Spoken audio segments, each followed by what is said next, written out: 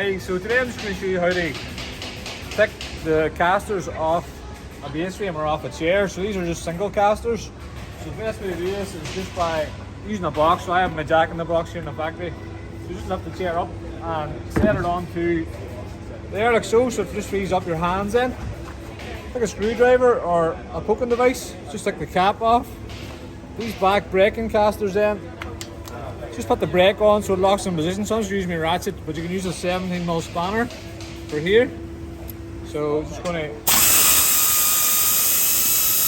pick that off like so. So that just takes the caster off, you can replace it.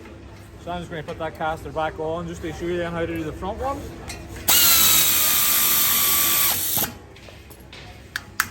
See him again, stick the box out. So the locking caster at the front's different. So I'm just going to show you how to do that.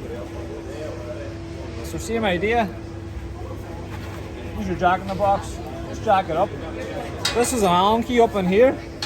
So take off your nut as well. So we've got our Allen key here, just put it up inside. Find it in the hole, it's a bit footery. Same again, then I'll just use the spanner for this time just in case you don't have a ratchet. And then just ratchet it off just then, so just loosen it off. And then to tighten that, just same idea, use the Allen key, put it up inside and just tighten it back on then. So when you're tightening this on, put it in the locking position so that the directional lock's not in the wrong position. So you just put the Allen key in, make sure it's going straight, and then just tighten like so.